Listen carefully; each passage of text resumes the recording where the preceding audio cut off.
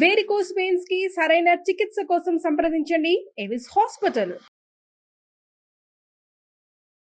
హస్తాంఘ్రి నిక్వణిత కంకణ కింకిణీకం మధ్యే నితంబమవలంబిత హేమ సూత్రం ముక్తాకలాపముకుళీకృత కాకపక్షం వందామహే వ్రజచరం వసుదేవ భాగ్యం. భాగవత కథాసుధ తరువాయి భాగానికి స్వాగతం. కువలయ పీడాన్ని సంహరించాడు కృష్ణుడు బలరామ ద్వితీయుడై. సంహరించిన తర్వాత ఏనుగు తాలూకు 2 దంతాల్ని పెరికి చెరోదంతాన్ని గదల్లాగా భుజానేసుకుని ఇద్దరు తమ వెనకాలన్న బంధుజనము గోపబాలుడితోటి కలిసి మల్ల యుద్ధం జరుగుతున్న రంగభూమిని ప్రవేశించారు. ఆ లోపలికి వెళ్ళారు. వెళ్ళేసరికల్లా ఎట్లా కనపడుతోందంటే మొహాలు వీళ్ళు ఇంతసేపు యుద్ధం చేశారు కాదు, చెమట పట్టిందట. మొహం మీద ముత్యాల్లాగా మెరుస్తున్న చెమట, రకరకాల ఆభరణాలు. చూస్తుంటే ఎలా ఉందంటే దేవతలకి మానవులకి కూడా హృదయంలో ఒక రకమైన ఆరాటం, ఉద్వేగం, భయంకరమైన ఆడంబరంతో కలవరపడిపోతున్నారట వాళ్ళంతా. మల్లె మధ్య రంగంలో లోపలికి ఆ రంగంలోకి ప్రవేశిస్తే బలరామ ద్వితీయుడుగా ఉన్నటువంటి మధుసూదనుడైన కృష్ణుడు రౌద్రంగా కనపడుతున్నాడు. మల్లురు అమ్మో వీడు చండ ప్రచండుడురా అనిపించేస్తున్నాడు మల్లురకి. అక్కడి నుంచి అద్భుత రసం, అసలు హేళగా చంపేశాడు ఏనుగుని, ఇంత బాలుడని, కాబోయే ప్రభువు ఇతడు మన ప్రభు అని ప్రజలు భావించారట. అసలు ఎంత సొగసుగా ఉన్నాడో అని మన్మధుడిలాగా ఉన్నాడు అనుకున్నారట చుట్టూతా ఉన్న స్త్రీలంతా.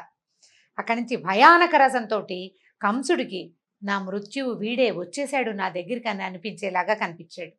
భీభత్స రసంతో, భీభత్సం ఏమిటి, ఒక ఏనుగుని తొక్కి చంపి దాని నెత్తురుతోటి పాదాలు చేతులు అంటుకుపోయి భీభత్సంగా కనిపిస్తుంటే మూర్ఖులు అనుకుంటున్నారట, బాబోయ్ వీడేమిట్రా ఏదో చక్కగా అలంకరించుకుని ఊరు చూడ్డానికి వచ్చిన పిల్లాడు ఈ ఒళ్ళంతా నెత్తురేమిటి, ఈ ఏనుగుని చంపుడేమిట్రా దేవుడా అని వాళ్ళ కొంతమందికి అట్లా అనిపిస్తోంది. అక్కడి నుంచి కరుణ రసంతో ఇంత కష్టపడుతున్నాడు నా పిల్లవాడని తండ్రికి వసుదేవుడికి ఎంతో ప్రేమగా అనిపించింది. చిన్న పిల్లాడు హాయిగా విహరించడానికి వచ్చి ఈ అనవసరమైన ఇలాంటి ధనుజకాండలకి, ఈ దుర్మార్గుల తాలూకు ఆవేశాలకి వాటికి దొరికిపోయాడే నా పిల్లాడని ఆయన చాలా దుఃఖపడుతూ కరుణతోటి జాలిగా చూసుకుంటున్నాడు తన కొడుక్కేసి. ఆయన దగ్గర ఉన్న వీర ప్రతాపం చూసి చుట్టుపక్కల ఉన్నటువంటి దుర్మార్గులందరికీ ద్వేషాన్ని కలిగించాడు. ఎలాగైనా వీడిని కొట్టేయాలనుకుంటున్నారు వాళ్ళు. హాస్యరసంతో ఈ ఏనుగుని కొట్టి దాన్ని తొక్కి దాన్ని తోకపుచ్చుకుని విసిరేసి ఆ దంతాలు లాగేస్తే గోపకులందరికీ వాళ్ళకి మా కులదీపకుడు హాస్యరసంలాగా భాషించింది. వాళ్ళకి సరదా వచ్చింది. పిల్లలకేముంది, ఆయన ఎన్నిటినో చంపేశాడు, దాన్ని కొట్టి దీన్ని కొట్టి ప్రతిదాన్ని కొడతాడు. ఆ కొట్టిన దాన్ని చూసేసరికి మిగిలిన వాళ్ళకి దెబ్బలు తినేవాళ్ళకి బాధగా ఉంటుంది, కానీ చూసే వాళ్ళకి వినోదంగానే ఉంటుంది. ప్రేమరసంతో చుట్టాలకి భగవంతుడుగాను, శాంతరసంతో యోగిజనులకు పరబ్రహ్మస్వరూపంగా నవరసాలు భాషించేలాగా ప్రచండమైన సౌందర్య స్వరూపంతో కనపడుతున్నాడట. లోపలికి వచ్చేసరికల్లా ఆ సమయంలో ఇతను కంసుడు వెనక్కి దీర్ఘంగా చూస్తున్నాడు. చచ్చిపడి ఉన్న నడగొండ లాంటి కువలయ పీడాన్ని. అక్కడి నుంచి నడిచొస్తున్నారు ఇద్దరు. ఎట్లా ఉన్నారు, ఒక తెల్లగా మెరిసిపోతున్నట్టు బంగారపు రంగులో మెరిసిపోతూ నల్లటి బట్ట కట్టుకున్నవాడు ఒకడు, నల్లగా మెరిసిపోతూ పచ్చటి బట్ట కట్టుకున్నవాడు ఒకడు. ఆ 2 స్వరూపాలని చూసేసరికల్లా కంసుడికి బెదురు అదురు వచ్చేసింది లోపల. ఏం చేయాలి, కింకర్తవ్యతా మూఢుడుగా ఉన్నాడు, ఏం చేయాలో తెలియటం లేదట. అయితే ఎట్లా ఉన్నారు వీళ్ళు చూడ్డానికి, చక్కగా ధైర్యంగా సాహసంగా కనపడుతున్నారు. వస్త్రాలు పువ్వుల దండలు మంచివి చక్కగా ధరించి మంచి నగలు వేసుకుని అందంగానూ కనపడుతున్నారు. ప్రతి వాళ్ళకి ఆనందం కలిగించేలాగా కనపడుతుంటే ఆ చుట్టూతా ఎవరైతే ఈ మల్ల యుద్ధానికి చేరారో అంటే ప్రజలందరూ ఎవరి మరణాన్ని చూస్తారని భావించి కంసుడు ఇలా పెద్దగా రంగస్థలాన్ని ఏర్పరిచాడో అక్కడ చేరిన జనమంతా కళ్ళకి తనివి తీరా, ఆ కళ్ళకి పూర్తి సార్థకత లభించేంత ఆనందంగా ఈ రాజకుమారులు ఇద్దరిని, గోపకుమారులు ఇద్దరిని చూస్తూ ఉండిపోయారట. ఎట్లా ఉన్నారంటే ఒక్కొక్కళ్ళైతే ముట్టుకుని కావలించేసుకునేలాగా చేసుకునేలాగా కనపడుతున్నారు. దగ్గరకు వచ్చేసి మీద పడి హగ్ చేసుకునేలాగా ఉన్నారనమాట. ప్రతి వాళ్ళు ఆనందం పట్టలేకుండా ఉన్నారు. ఏమనుకున్నారంటే విష్ణువు తన తేజో విలాసంతో ఈ భూమిని కాపాడడం కోసం వసుదేవుడి ఇంట్లో పుట్టాడు. బ్రహ్మస్వరూపుడు ఇతను, ఈయంతో ఉన్నవాడు బ్రహ్మస్వరూపుడు. ఇద్దరు బ్రహ్మస్వరూపుడు. వీళ్ళని చిన్నపిల్లలు అనుకోవడానికి వీల్లేదు. భగవంతుడు పసిబాలకుడైతే ఏమిటి, ఆయన తేజో విలాసం శక్తి ఎక్కడికి వెళ్ళిపోతాయి, బ్రహ్మస్వరూపుడు ఇతను అని భావిస్తున్నారు. అట్లా చూస్తూ ఉండిపోయారు ప్రతి వాళ్ళు. ఎంత అందంగా ఉన్నాడో ఇవాళంతా చెప్పుకుంటున్నారట. ఎట్లా ఉన్నాడో చూడు, ఒక మంగళకరమైన అవయవ సౌష్ఠవం, నడిలాల లాంటి కళ్ళు, అంటే తామరాల లాంటి కళ్ళు, గొప్ప తేజస్సు, దిగ్గజేంద్రంలాగా ఉన్నట్టు. అంటే ఈ మనం అష్టదిగ్గజాల సంగతి చెప్తాం. 8 ఏనుగులు భూమిని పైకి పట్టి ఆపుతాయట, నీళ్లలో సముద్రంలో పడిపోకుండా. ఆ వాటితో సమానంగా ఉన్నాడు, ఏనుగులాగా ఉన్నాడంటే ఏనుగు అనగానే అదేదో పెద్ద ఆకారంగా ఊహించుకోకూడదు, గాంభీర్యానికి చెప్తారు ఏనుగుని. ఎంత చక్కటి నడక! లక్ష్మీదేవికి పతి అయిన వాడు పూతనని చంపాడు, సుడిగాలిని ఆయన తృణావర్తుడిని సంహరించాడని బాల్యం నుంచి ఆయన చేసిన చేష్టలన్నింటినీ లైన్ లిస్టుగా చదువుకుంటున్నారు. చదువుకుని మెల్లిగా ఆ లిస్ట్ అంతా అయ్యాక, ఇతడు బాలుడు కాదు, మానవుడు కాదు, మానవుల కోర్కెలు ఈడేర్చటానికి వసుదేవుని కులంలో పుట్టిన భగవంతుడే తప్పిస్తే మరొకడు కాదని నిర్ధారించుకున్నారు. ఈ విధంగా ప్రజలంతా చూస్తుండగా చాణూరుడు అన్నాడు, ముష్టికుడు చాణూరుడు అని ఇద్దరు మల్లయోధులు ఉన్నారని చెప్పాం కదా. అక్కడి నుంచి ఏమన్నారు, బాబు ఏమిటి మీరు అడవిలో గొల్ల పిల్లలతోటి కలిసి ఆవుల్ని మేపుకుంటూ బాగా మంచి యుద్ధం పటిమ వచ్చిందని, మీకు పోరాట పటిమ ఉందని మేము విన్నాము, అందుకే మా మహారాజు మిమ్మల్ని యుద్ధ క్రీడకి పిలిచాడు.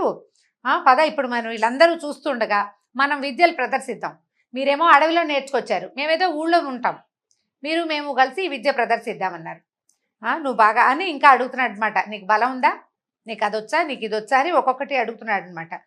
నీకేం కావాలి, పాలు తాగుతావా బలం రావడానికి? అంటే ఇప్పుడు యుద్ధం చేయాల్సిన వాడు ముందు బలానికి ఏదైనా తీసుకోవాలి కదా. నీకేం కావాలి, అది కావాలా, ఇది కావాలా, నీకు తెలుసా, దీని పేరేంటో తెలుసా అని ముద్రలు చూపిస్తున్నాడు అనమాట. ఇప్పుడు మనం ఇలాంటి విద్యలు ఎందుకు నేర్చుకుంటామా అని వాడు మాట్లాడుతున్నాడు. అంటే నోరు విసిరేసుకోవటం అనమాట ఇదంతా.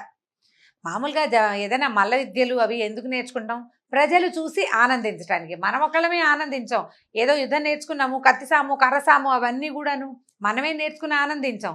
అది ప్రజలు చూసి ఆనందించడం కోసం నేర్చుకునే విద్యలు. కాబట్టి మనం మల్ల యుద్ధంతో కాలక్షేపం చేద్దాం, రండి రండి అన్నాడు. అనేసరికల్లా కృష్ణుడు అన్నాడు, మాకు తెలియవు, సాములు తెలియవు, మేము చిన్నపిల్లలం, సత్తు ఉంది, మాకు బలం ఉంది, నాకు అది ఉంది, ఇది ఉంది అని కూడా మేము చెప్పలేం. మీరేమో మల్ల యుద్ధంలో నిష్ణాతులు, మీ కండలు అవి చూస్తే కనపడుతోంది, వజ్రాయుధంలాగా ఉన్నారు, ఇంత కర్కశమైన దేహాలు, ఇంకా మీతో మేమెట్లా చేస్తాం, మీతో మేమెట్లా యుద్ధం చేస్తాం, మేము చిన్నపిల్లలం కదా అన్నాడు. పైగా మీ రాజుగారికి వినోదం కలిగించే వాళ్ళం కాదు మేము. రాజుకి వినోదం ఎవరు కలిగిస్తారు, రాజు యొక్క పోషణలో ఉన్నవాళ్ళు రాజుకు వినోదం కలిగిస్తారు. మమ్మల్ని రాజు పోషించటల్లా, మేము పశుపాలకులం, మాకు రాజు పోషణ లేదు. కానీ పోరాటాలకి మీరు ఆహ్వానిస్తుంటే, కానీ మీరు రండి రండి అంటుంటే కాదని ఒకేసారిగా ఎలా అంటాము? అయితే సరే, ఒక పని చేద్దాం, నీతో నేను, ముష్టికుడితో మా అన్న బలరాముడు ఉత్సాహంగా పెనుగులాడదాం.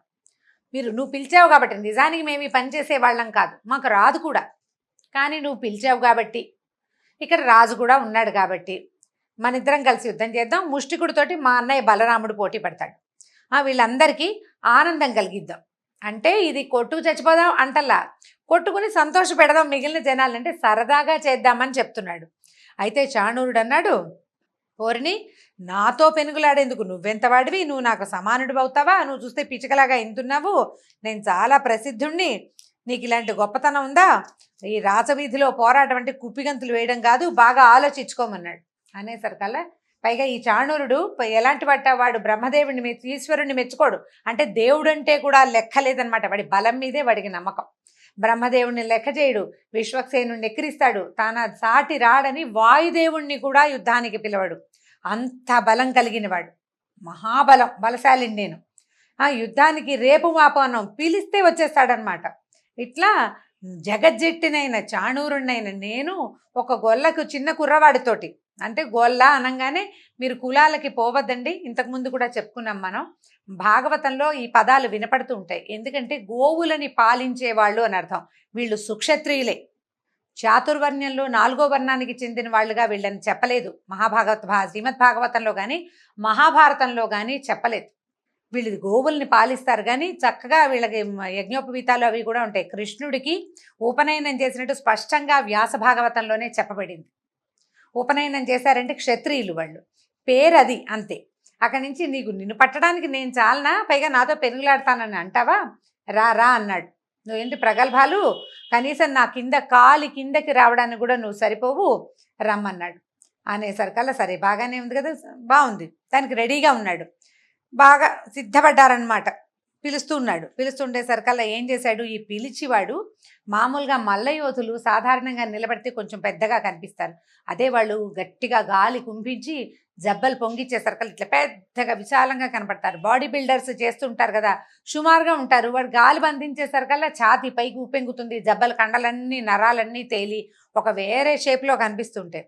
ఒక్కసారి శరీరాన్ని కుంభించట, గట్టిగా పలికి గట్టిగా గాలి లోపల తీసుకుని భుజాలు చేతులు విదిలిస్తే ఎలా ఉన్నాడంటే భయమేసేలాగా ఉన్నట్టండి. ఎంత భయం వేస్తుందంటే ప్రళయకాలంలో యమధర్మరాజు కోరల్లాగా ప్రకాశించినట్టు. అతని కోర మీసాలట, అక్కడి నుంచి పొడుగు దిగ్గజాల తొండాలకు సమానమైన చేతులుట. వాడిని చూస్తేనే ప్రజలు అమ్మ బాబోయ్ వణికిపోతున్నారు వాళ్ళంతా. వీడు ఇంత కండల వీరుడు, ఈ పసిబాలుడు ఏం చేస్తాడు ఆ వీడితోటి అని పైకి అట్లా అనిపిస్తుంది, మళ్ళీ లోపల అనిపిస్తుంది వాడి బలం ఏమిటి, వాడిది ఒక బలమా, అసలు ఆ బలం ఎవడిచ్చాడు వీడికి, ఆ బలం ఎవడైతే వీడికి ఇచ్చాడో ఆ బలిమి ఇచ్చిన దేవుడే ఎదురుగుండా నిలబడితే తెలుసుకోకుండా మృత్యుని కావలించుకోవడానికి వెళ్తున్న వాడిలాగా ఈ చాణూరుడు ఇట్లా వెళ్తున్నాడు ఏమిటా అని లోపల భావిస్తున్నారు జనమంతా. చూడలేకపోతున్నారు. వాళ్ళకి ఎట్లా ఉందంటే ఓ పక్కన బెంగగా ఉంది, అయ్యో పిల్లాడే అనిపించేస్తోంది. రెండో పక్కన లోపల ఏమనిపిస్తోంది, వీడు పిల్లవాడు కాదు పిడుగు భగవంతుడు, వాడి పీచ వండుస్తాడని భావిస్తున్నారు. అక్కడి నుంచి మిక్కిలి పూనికతోటి ఇలా రెడీగా వచ్చేసాడనమాట.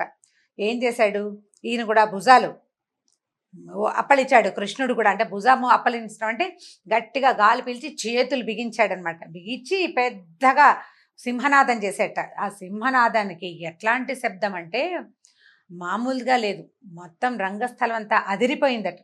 జట్టి మీదకి ఉరికాడు, అతని మీదకి, ఈ ఎవరి అవతల వాడు చాణూరుడి మీదకి ఉరికేసరికల్లా ఎట్లా ఉందంటే ఏనుగుతో సింహంతో కొండతోటి ఢీకొంటున్నట్లుగా ఉంది. రెండు కార్చిచ్చులు తమ జ్వాలలతోటి రెండు కార్చిచ్చులు కలిసి కొట్టుకుంటున్నట్టుగా కనపడుతుందట. మహామేఘాలు తమ మీద పరస్పరం పిడుగులు విసురుకుంటున్నట్టుగా చేతులు ఒకళ్ళ మీద ఒకళ్ళు విసిరేస్తున్నారు. ఇక హరి ఇంతలో ఏం చేశాడు, ఇంకా అట్లా తిరిగారు. ఒక 5-10 నిమిషాలు వినోదంగానే ఉంది, ఏదో వేడుకగా జరుగుతుంది. అంతలో విజృంభించి ఏం చేశాడు, జట్టిని మెట్టి గట్టిగా లాగి నేలకి లాగేసేట. అయితే నేలకి లాగిన వాడు మళ్ళీ లేచాడు. వాడు కింద పడ్డవాడు, రాక్షసులు కూడా కింద పడ్డాడో వాడు ఇంకా విజృంభించి వస్తాడు. వీళ్ళు కూడా అంతే, ఈ పడినవాడు మళ్ళీ విజృంభించి పైకి లేచాడు. పైకి లేచి ఇంకా పోరాడారు, కొట్టుకున్నారు విపరీతంగా. ఇంతలో ఏమైంది, బలరామ సోదరుడి మన కృష్ణుడు ఏం చేశాడంటే మోకాళ్ళతోటి కొట్టేశాడు. రకరకాల బంధాలు ఉంటాయండి ఈ ముష్టి యుద్ధంలోనూ. తర్వాత ఈ మల్ల యుద్ధంలో బంధనం అంటే ఒకళ్ళనొకళ్ళు పెనవేసుకుని పట్టుకుంటారు. ఆ పట్టిన పట్టులోంచి విడవలేకపోతారనమాట. అందులో కరవడం అనే పట్టు ఒకటి ఉందిట. పట్టితే అప్పుడు మల్లుడు అన్నట్టు, అబ్బో డింభకుడివి నువ్వు, చిన్నపిల్లాడివైనా బాగా పట్టావు, గట్టిగా పట్టావన్నట్టు. పట్టి తోసేశాడు. ఇక ఎన్ని రకాల మల్ల యుద్ధ విద్యాభ్యాసం ఉన్న వాళ్ళంతా ఆయన పొగుడుతున్నారు. కొంతమంది శభాష్ అంటారు చాణూరుడిని, ఇంకొంతమంది కృష్ణుడిని శభాష్ అంటారు. జనం ఏంటంటే ఈ జరిగేది మొట్టమొదటి ఏమనిపించింది, బాలుడు మల్లుడు వీళ్ళిద్దరి యుద్ధం ఏమిటి అనిపించింది. కానీ క్రమంగా ఏమైందంటే మల్లుడికి ధీటుగా కనపడుతున్నాడు రెండో పిల్లవాడు కూడా, కుర్రాడైనా కూడా ఇతను కనిపిస్తున్నాడు. దాంతో ఆటలోకి నిమగ్నమైపోయారు ప్రేక్షకులంతా. ఏ పట్టు లాగు, పడే లాగాలి ఎట్లాగే అంతే అలా మాట్లాడుతున్నారు. అంటే ఆటలో ఇమ్మర్స్ అయిపోయింది మొత్తం ప్రేక్షక లోకం అంతా. వాళ్ళకి అప్పటిదాకా ఉన్న పిల్లవాడన్న భావన పోయింది. వాడు పిల్లవాడు కాదు అక్కడ ఉన్నవాడు. ఆ మల్లుడు ఎంతున్నాడో వాడికి ధీటైన వాడే రెండో వాడు కూడాను. ఉత్సాహంగా ఆటలోకి జొరబడిపోయారు. ఈ జొరబడగా కొట్టుకున్నారు. చివరికి ఏం చేశాడు, లాగి నేల మీదకి తోసేశాడు. తోసిన తర్వాత ఒక్క ఎగురు పైకి ఎగిరి, అది ఎట్లా ఉందంటే పంచ ఎగిరినట్టుగా కనపడుతుంది. అతను పసుపచ్చటి బట్ట కట్టుకున్నాడు. మనిషి ఎగిరినట్టు తెలియలేదట, మనిషి కుంభిస్తున్నట్టు పైకి ఎగురుతున్నట్టుగా తోచలేదు. ఒక్కసారి కిందకి దూకి మోకాలుతోటి అతని హృదయ భాగం మీద నొక్కేశాడు. ఎప్పుడైతే కృష్ణుడి పాదము మోకాలు తగిలినాయో ఇక ఊపిరి ఆడలేదు చాణూరుడికి. పిచ్చి కేక పెట్టాడట. ఎంత కేకంటే మామూలుగా లేదు. ఇంతలో ఇక్కడ ఈ ముష్టికుడు బలరాముడు ఇందుకు తీసిపోతగా ఏమీ లేరు. వాళ్ళు అంతకంటే బలరాముడు కృష్ణుడి కంటే బలశాలిగా కనపడతాడు. కృష్ణుడు ఒక్క రవ్వ నాజుగ్గా కనిపిస్తాడు చూడ్డానికి. చిన్నపిల్లవాడు కాదు, అన్నా తమ్ముడికి చిన్న తేడా ఉంటుంది. అయినా కూడా కృష్ణుడు బలశాలిగా ఇప్పుడు కనపడుతున్నాడు. ఇంతకుముందు ఈ ముష్టికుడు చాణూరుడు ఎంతవాడో ముష్టికుడు కూడా అంతవాడే. పైగా వాడు చాణూరుడు మాటలవాడు, పుష్టికుడికి మాటలేం లేవు, చేతలే అన్ని, యుద్ధమే అతని పని. ఈ ఎదురుగుండా ఉన్నవాడు బాలుడని కానీ ఇంకోటని కానీ లేదు, వీళ్ళు రాక్షసాంతకులు, వీళ్ళని అంతం చేయాలి, అదే పాయింట్. అక్కడి నుంచి వాళ్ళిద్దరూ కూడా ఇలాగే ఒకళ్ళనొకళ్ళు పట్టుకుంటూ 2 మబ్బులు 2 మేఘాలు ఒకదాన్నొకటి తోసుకుంటున్నట్టుగా, 2 ఏనుగులు ఒకే ఒకదానితో ఒకటి యుద్ధం చేస్తున్నట్టుగా భాషించేలాగా విపరీతమైన యుద్ధం జరిగింది. ప్రజలంతా లోపల లోపల అంటే ఆటలోకి, ఆ క్రీడలోకి, అంటే ఇది సాహస క్రీడలు కదా, మల్ల యుద్ధాలు, తర్వాత ఈ రెజ్లింగ్ పోటీలు లాంటివి చూస్తే ఏంటంటే దానికి ఒక ప్రత్యేకమైన గుండెకాయ కావాలి. ఏదో పాటలు పద్యాలు కాదు కదా, ఒకళ్ళనొకళ్ళు హింసించుకోవటం. ఎవడు ఏ క్షణాన పట్టుదప్పి మరణిస్తాడో ఏమవుతాడో తెలియదు. నిజానికి చంపటం క్రీడలో భాగం కాదు, కాకపోతే చాలా గట్టి దెబ్బలు తగులుతాయి, మొహాలు వాచిపోతాయి, దెబ్బలు కందిపోతాయి, మనుషులు మూలుగుతూ ఉంటారు, నేల మీదకి పడిపోతారు. అంత కొండలాగా ఉన్నవాడు ఎగిరి ఢామ్మని నేల మీద పడేసరికి గుండె గుబేలమంటుంది, బక్క గుండెల వాళ్ళకి గుండె అయిపోతుంది భయానికి. ఈ ఆట చూడడం కూడా ఒక ప్రత్యేకమైన కళే.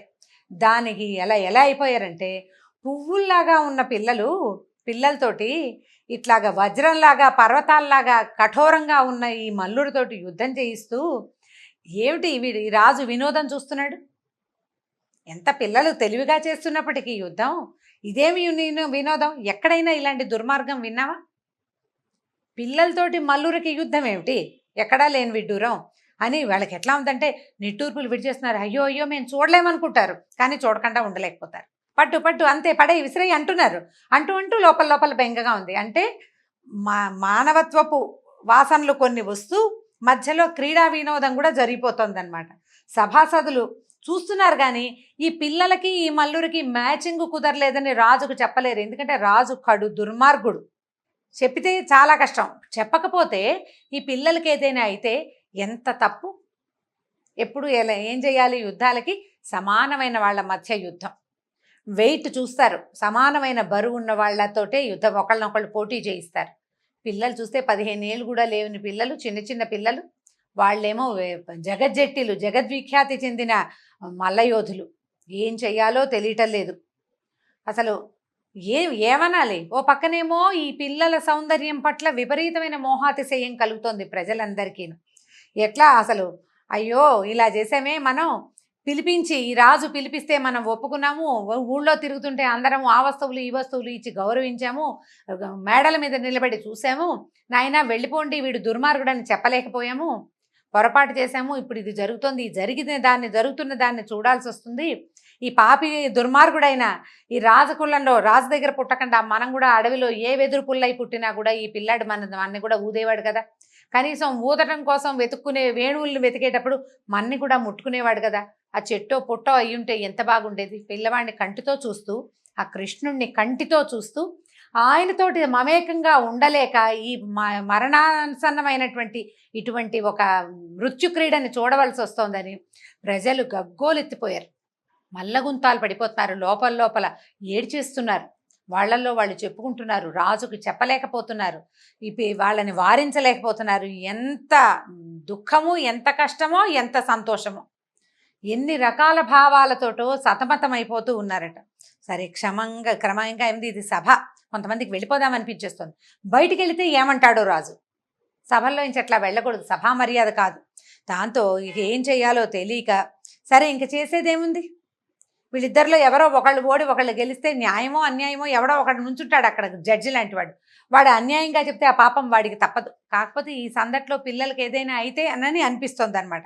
ఈ విధంగా ఎంత బాధపడిపోయారంటే, మహాబాధపడుతుండగా ఇంతలో ఏమైంది, వీళ్ళంతా లోపల కుందుకుట్లాడుకుంటున్నారనమాట. ఏం చేయాలో తెలియటం లేదు పాపం వాళ్ళకి.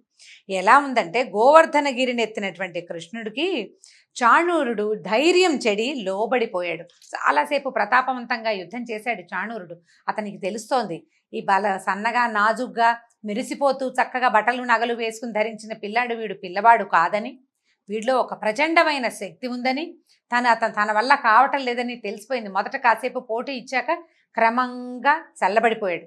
ఈ చల్లబడి ఎట్లా అయ్యాడు, చివరికి అయినా కూడా ఒక దెబ్బ, అంటే ట్రై చేయాలి కదా చివరి దాకా. ఈ ట్రై చేస్తూ ఒక దెబ్బ కొట్టాడు, ఈ దెబ్బ కొట్టడానికి ట్రై చేశాడు. ఏం చేసినా సరే వీడు దెబ్బలు కొడుతుంటే ఎలా ఉందంటే ఏనుగు మీద పూలదండేసినట్టుగా ఉంది కృష్ణుడి మీద ఇతను కొట్టే దెబ్బలు. పువ్వులు పెట్టి ఓ పెద్ద దండ మాత్రం విసిరితే ఏనుగుకి ఏం తగులుతుంది? కృష్ణుడికి ఒక్క దెబ్బ కూడా తగలటం అతను విసిరేది. క్రమంగా మెడ పట్టుకుని ఏం చేశాడు, చేతులు పట్టుకున్నాడు. మొదట గీర తిప్పి అతని కృష్ణుడికి చాలా క్రియల్లో ఇదే కనిపిస్తుంది. ఆవు దూడల్ని 2 కాళ్ళు ఎత్తి నేలకేసి కొడతాడు, గాడిదల్ని కాళ్ళేసి కొట్టేస్తాడు, ఏనుగును కూడా తోక పట్టుకుని పడేసేసాడు, విసిరేసాడు కిందకి. అట్లా ఏం చేశాడు, చేతులు పుచ్చుకుని గీర తిప్పేసేసాడు. తిప్పి నేలకేసి కొట్టేశాడు. ఈ కింద పడిపోగానే నోట్లోంచి నెత్తురు కారుతూ చాణూరుడు మరణించాడట. అక్కడి నుంచి అందరూ ఆహా శభాష్ శభాష్ అంటూ ఉండగా ఈ బలరాముడు కూడా ముష్టికుణ్ణి అలాగే 2 చేతులు, బాగుంది ఈ ఐడియా, ఈయన కూడా అదే వచ్చు, మెడ చుట్టూతా కాళ్ళేసి నలిపి చంపేయటం వచ్చు బలరాముడికి, చేతులు పుచ్చుకుని విసిరేయటం అతనికి వచ్చు. తమ్ముడు ఏం చేశాడో చూసి ఈయన కూడా ఏం చేశాడు, ఆ ముష్టికుణ్ణి 2 చేతులు పుచ్చుకుని గీర తిప్పుతుంటే వణికిపోయారట ప్రజలు. ఆ తిప్పుతున్న వాడు మనిషిలాగా పిల్లవాడిలాగా కనిపించలా, భయం వేసేసిందనమాట. అక్కడి నుంచి ఏం చేశాడు, పడేసి కింద కొట్టేశారు కల్లా. చాణూరుడు ముష్టికుడు కింద పడిపోగానే రెడీగా ఉన్నారు కంసుడి సేన. ఏదైనా తేడా వస్తే ఈ పిల్లల్ని అణిచేయాలి అని భయం వేసింది వాళ్ళకి, భయపడిపోయారనమాట, ఏదో జరిగిపోతుందని. ఈ తగిలేశారు కల్లా ఇక మహావృక్షం కింద పడ్డట్టుగా ముష్టికుడు కింద పడిపోయాడు. కింద పడిపోతే ఒక దెబ్బ కొట్టాడు, ఊరుకోలేదు. మళ్ళీ బలభద్రుడు ఒక మొహం మీద ఒక గట్టి పిడికిలి పోటుతోటి కొట్టి ముష్టికుడిని సంహరించాడు. ఈ రకంగా చాణూరుడు ముష్టికుడు కేవలం గోపాలకుల సంతానమే, వీళ్ళ వల్ల ఏమీ కాదని భావించినటువంటి రాజెందుకో వీళ్ళని ఎక్కువ చేస్తున్నాడని భావించారు చాణూరుడు ముష్టికుడు. వాళ్ళ యొక్క అహంభావానికి ఎదురు శక్తి తెలియక యుద్ధానికి దిగిన కారణంగా వీళ్ళిద్దరి చేతిలో వీరమరణానికి దొరికారు. వాళ్ళిద్దరు వీరమరణం పాలయ్యారు. అక్కడి నుంచి బహుశా వీళ్ళిద్దరి చేతులు తగిలి ఈ చేతుల స్పర్శతోటి వీళ్ళకి విష్ణు సాయుధ్యం లభించుంటుంది. దీంతో భాగవత కథా సుధ ఈనాటికి సమాప్తం. రేపు మళ్ళీ కలుసుకుందాం. నమస్కారం.